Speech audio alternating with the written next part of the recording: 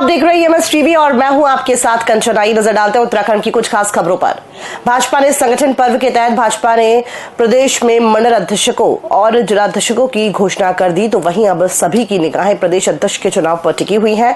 माना जा रहा है कि मार्च लास्ट या फिर अप्रैल की शुरुआत में भाजपा प्रदेश अध्यक्ष के चुनाव करा सकती है। भाजपा प्रदेश उपाध्यक्ष ज्योति प्रसाद गैरोला ने बताया कि भाजपा ने मंडल और जिलाध्यक्षों के नामों की घोषणा कर दी है, लेकिन प्रदेश अध्यक्ष के लिए केंद्र का अलग शेड्यूल होता है और उस शेड्यूल के तहत जगह बनेगी और सही समय आने पर भाजपा को नया प्रदेश अध्यक्ष मिल जाएगा।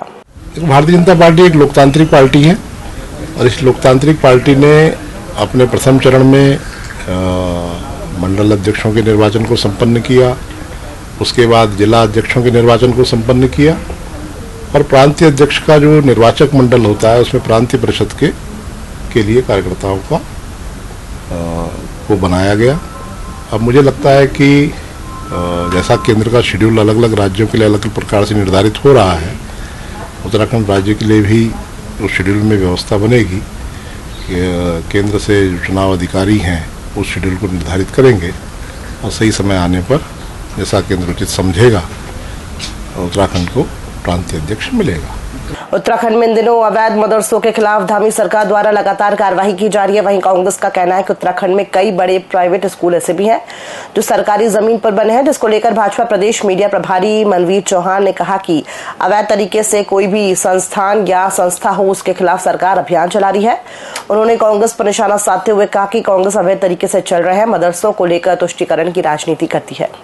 कई बड़े बड़े प्राइवेट स्कूल हैं जो सरकारी भूमि पे बने हुए हैं। देखिए, अवैध तरीके से चाहे कोई भी संस्थान हो, कोई भी संस्था हो, उसके खिलाफ सरकार के द्वारा अभियान चलाया जा रहा है और मुझे लगता है कांग्रेस को पीड़ा इस बात की नहीं है, पीड़ा उनको इस बात की है कि जो अवैध तरीके से मदरसे चल रहे थे, जो जिनको तुष्टीकरण राजनीति करते हैं जिसके लिए वो, मुझे लगता है उनकी पीड़ा इसलिए है और प्रदेश के अंदर वो नहीं चाहते हैं कि हमारे जो नौनियाल हैं उनको अच्छी शिक्षा मिले, इसलिए इस तरह से कट्टरपंथी शिक्षा के समर्थक बनते हैं। गैस सिलेंडर हर घर की एक आम जरूरत है। हालांकि कई बार बिना लाइसेंस के अवैध रूप से गैस सिलेंडर को भरने का गोरख धंधा धड़ल्ले से चलाया जाता है, जिस पर प्रशासन अब कड़ा रुख अपनाता हुआ नजर आएगा। डीएम सविन बंसल के अनुसार गैस सिलेंडर को बिना किसी तकनीकी जानकारी के अवैध रूप से भरना बेहद जोखिम भरा हो सकता है।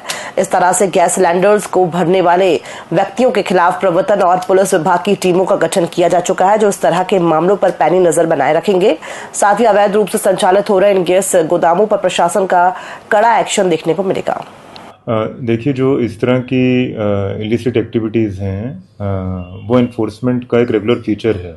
तो जितनी हमारी प्रवर्तन कार्रवाई प्रभावी रहेगी और रेगुलर रहेगी, उतनी ही इस तरह की एक्टिविटीज़ हमारी प्रिवेंट होंगी और एक डेटरेंस वैल्यू क्रिएट होगी। सो न सिर्फ हमारे सप्लाई के अधिकारी बल्कि हमारे मैजिस्ट्रेट्स और पुलिस अधिकारियों को भी ऑलरेडी हमने एक जॉइंट टीम्स गठित कर दी हैं कि समय समय पर जाकर जहां से भी हमारे इंटेलिजेंस इनपुट्स मिलें या हमारे आम जनमानस से, कम्युनिटी ग्रुप से, हमारी रेजिडेंट एसोसिएशन से सूचनाएं प्राप्त हों कि विदाउट लाइसेंस कोई इस तरह की एक्टिविटीज़ में लिप्त हैं, तो तत्काल उसमें मुकदमे दर्ज होने चाहिए और सभी सामग्री जब्त होनी चाहिए। देहरादून उत्तराखंड में 30 अप्रैल से शुरू हो रही चारधाम यात्रा को इस बार और भी अधिक गंभीरता के साथ नवाचार प्रयोग से भी जोड़ा गया है। आयुक्त गढ़वाल विनय शंकर पांडे ने बताया कि अभी तक लगभग 7 लाख पंजीकरण इस बार अभी तक हो चुके हैं। इस बार ऑनलाइन आवेदन में वाहनों की भी जानकारी अलग से मांगी गई है, जिससे पार्किंग स्थल की जानकारी और वहां खड़े होने वाले वाहनों की कुल संख्या क्या होगी, यात्री अधिक आने की स्थिति में अलग से नए होल्डिंग एरिया बनाए गए हैं, जिसमें हरिद्वार, ऋषिकेश, बयासी, रुद्रप्रयाग शामिल है। इसके साथ साथ इस बार यात्रा मार्ग के प्रत्येक अहम पड़ाव और पार्किंग एरिया में 10 किलोमीटर के इलाके में पुलिस मोबाइल टीम पार्किंग और वाहनों को सही तरीके से पार्क कराएगा। 5 अप्रैल को एक और अहम बैठक में जारी काम की समीक्षा भी ऋषिकेश में होगी। इस बार की यात्रा में हम लोगों का जो विशेष फोकस है वो ये है कि पिछली बार की यात्रा के दौरान शुरुआती कुछ दिनों में हम लोगों को अचानक आई हुई काफ़ी भीड़ से थोड़ी प्रशासन को भी सामने चुनौतियां आई थी। हालांकि हम लोगों ने उन सभी चुनौतियों का सामना किया और यात्रा बहुत ही सुरक्षित तरीके से ही संपन्न हुई। इस बार रजिस्ट्रेशन आप सभी जानते हैं काफ़ी इन एडवांस शुरू कर दिया गया है और प्रतिदिन जो भी रजिस्ट्रेशन हो रहे हैं उसका हम लोग प्रॉपर असेसमेंट भी कर रहे हैं।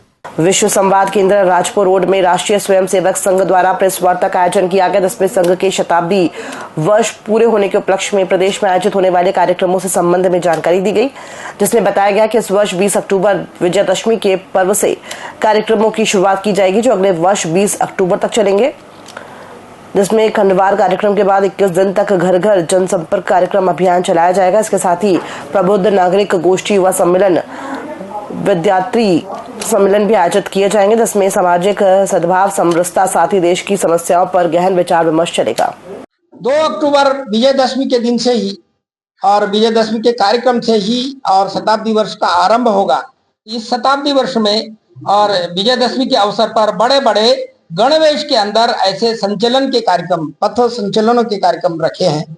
इसके बाद नवंबर 2025 से और जनवरी 2026 के मध्य यानी कोई 3 सप्ताह के अंतर्गत अपना कोई फोल्डर लेकर कोई योजना, सेवा के कार्य, अपने विचार और इन सबको घर घर, इसको गृह संपर्क अभियान है, गृह संपर्क योजना के अंतर्गत, और 3 सप्ताह में हमने इस कार्यक्रम अभियान चलाना है। ऐसे ही उत्तराखंड में 649 बस्ती और 712 मंडल, इन मंडलों में और बड़े बड़े हिंदू सम्मेलन, विराट हिंदू सम्मेलन की योजना रहेगी। तीर्थ नगरी ऋषिकेश में 28 मार्च से सड़कों पर पसरे अतिक्रमण को हटाने की तैयारी पूरी हो चुकी है। नगर निगम, तहसील और पुलिस की संयुक्त टीम अतिक्रमण करने वालों पर कार्रवाई करेगी और अतिक्रमण को जब्त कर अपने साथ ले जाएगी। इस संबंध में पुलिस ने पूरे शहर में मुनादी कर अतिक्रमण करने वालों को आगाह कर दिया है। एसपी देहात जया बलूनी ने बताया कि चारधाम यात्रा शुरू होने वाली है। यात्रा में हजारों वाहन और लाखों श्रद्धालु ऋषिकेश पहुंचेंगे। श्रद्धालुओं को पैदल चलने में परेशानी न हो, इसको शहर में ट्रैफिक भी सुचारू रूप से चले, इसके लिए अतिक्रमण पर कार्यवाही बेहद ज्यादा जरूरी हो गई है। इसलिए पुलिस, नगर निगम और तहसील प्रशासन की संयुक्त टीम 28 मार्च से पूरे शहर में अतिक्रमण पर कड़ी कार्यवाही करेगी। अतिक्रमण की कार्यवाही शहर के मुख्य मार्गों के साथ हरिद्वार रोड पर की जाएगी। बंधुओं को सूचित किया जाता है कि आप अपनी अपनी दुकानों के बाहर सड़क पर लगाए गए सामान को हटाकर दुकान के अंदर रखें। यदि किसी व्यापारी का सामान सड़क पर पाया जाएगा तो इसके विरुद्ध सर्वोच्च वैधानिक कार्रवाई अमल में लाई जाएगी। खबरों में फिलहाल इतना ही। दीजिए इजाजत, नमस्कार।